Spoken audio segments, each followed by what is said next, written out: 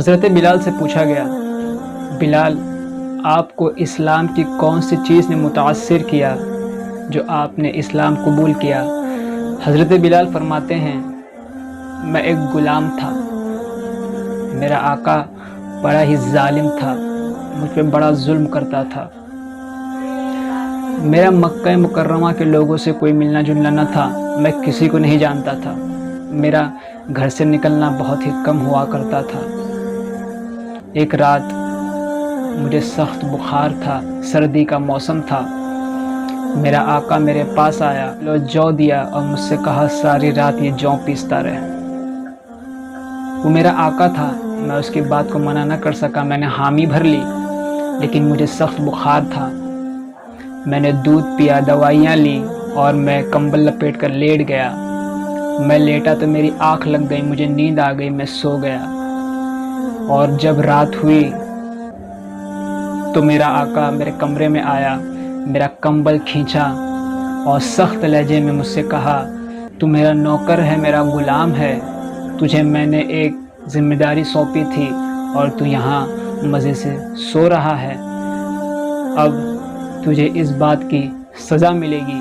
حضرت بلال کہتے ہیں، میرے آقا نے مجھے سزا دی، مجھ سے کہا چکی تو تجھے ساری رات پیسنی ہے، لیکن اب تو کھلے آسمان کے نیچے چکی پیسے گا، وہ بھی قمیض اتار کر۔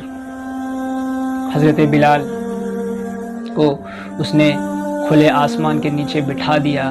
حضرت بلال رو رہے ہیں اور چکی پیس رہے ہیں، ان کے رونے کی آواز گھر سے باہر جاتی ہے اور ان کے گھر کے پاس سے نبی رحمت شفیع امت صلی اللہ تعالیٰ علیہ وسلم کا گزر ہوتا ہے۔ حضور ان کے رونے کی آواز سنتے ہیں، دروازہ کھٹکھٹاتے ہیں، گھر میں داخل ہو کے عرض کرتے ہیں حضور۔ حضور پوچھتے ہیں کیا بات ہے، تم کیوں روتے ہو؟ تو حضرت بلال فرماتے ہیں، جاؤ صاحب، بہت لوگ آتے ہیں، میرا درد مجھ سے پوچھتے ہیں پر میری مدد کوئی نہیں کرتا۔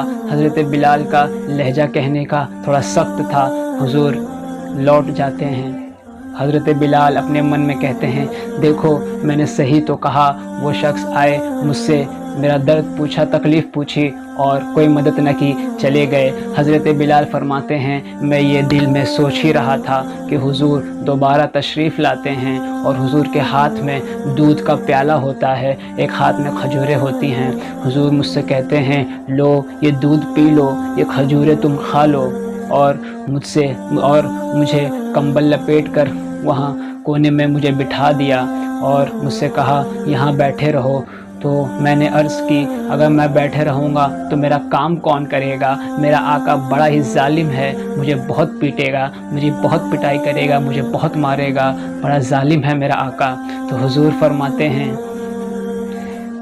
تم فکر نہ کرو، تمہارے لیے ساری رات میں محمد چکی پیسوں گا۔ حضرت بلال کہتے ہیں، حضور نے ساری رات چکی پیسی اور جب سحری کا وقت ہوا حضور نے سارا سامان مجھے دیا اور حضور چلے گئے۔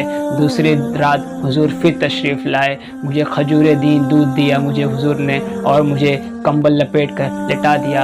اب میں حضور چکی پیستے ہیں اور میں حضور کو ٹکٹکی باندھ کر دیکھ رہا ہوں۔ پھر سحری کا وقت ہوتا ہے، حضور نے ساری رات چکی پیسی، سارا سامان حضور نے مجھے دیا اور حضور چلے گئے۔ تیسری رات حضور پھر تشریف لائے، حضور نے چکی پیسی اور سحری کا وقت ہوا، حضور جانے لگے تو میں نے آواز دے کر کہا، اے محمد عربی سنو، اے محمد عربی سنو۔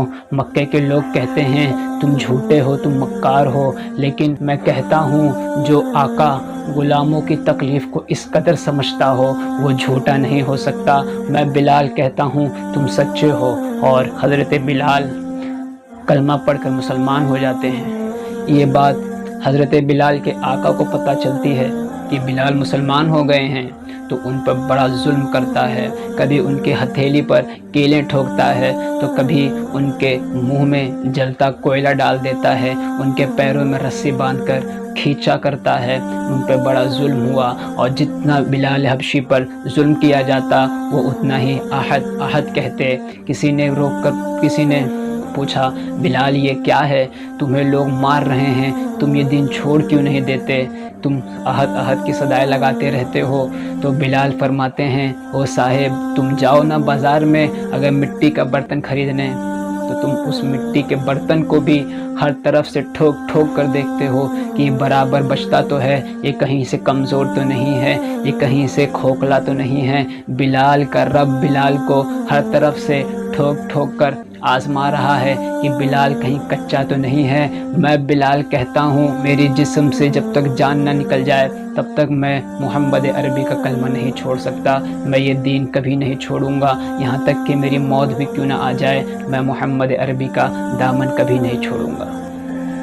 آپ کو تپتی ریت پر لٹایا جاتا، آپ کے سینے پہ پتھر رکھا جاتا، آپ کو کوڑے مارے جاتے، تب بھی آپ نے کبھی بھی دامن مصطفیٰ نہیں چھوڑا۔